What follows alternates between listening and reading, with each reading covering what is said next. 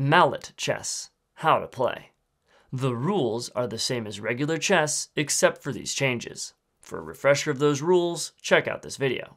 Lay out a 6x6 board with the white square in the bottom right, and set up the pawns on the second row. On the first row, for white, set up rook, knight, queen, king, knight, rook. Mirror this setup for black, except switch the knights for bishops.